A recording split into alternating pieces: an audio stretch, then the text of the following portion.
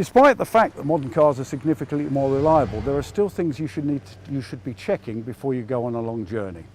In the olden days, there was an acronym, POWER. Petrol, oil, water, electrics, rubber. And although the detail has changed slightly, the fundamental again hasn't changed. Petrol, in this case, fuel. Do we have enough fuel for the journey we're about to make? Oil, is the oil level correct? And everywhere across the car is a selection of labels giving you information. In this case, that pictogram is suggesting you should check the manual. Dipstick there, that's going to tell you what type of oil you need, and often it'll have information on total quantities of oil. Water or coolant, and an important point in a modern car is most modern cars you're going to be using a specific coolant designed for that car that you'll get in most petrol station forecourts. In an emergency, you could top up with normal water. Red on the lid to warn, of course, that there's a risk that that might be hot. That one is a screw fit. On the side here is the marking for maximum and minimum. The screen watch is here, obviously nothing we need to worry about in terms of removing that lid, and that's where we're going to pour in our screen wash.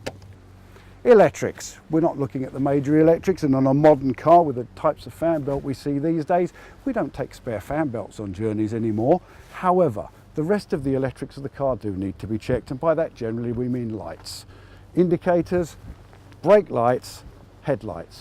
If you're going abroad, make sure you've dealt with beam deflection, and that's not as easy as it used to be because we don't have a single headlight that we can stick a black tape mark on. Often there'll be a silver colour, and there'll be a set of instructions where to stick that to ensure it deflects the beam. And of course, in the modern world, we don't paint our headlights yellow for France anymore. After electrics, the last one are for rubber, by which of course we mean tyres, where we're checking the depth of tread on the tyre to make sure there's no uneven wear across the tread, and of course checking for cracks or bulges or splits or any other damage to the sidewall of the tyre, not forgetting with the wheels turned to full lock to check on the inside as well as the outside. And of course, if there's anything you're not sure about, that's the time to take the car to a Trust My Garage member.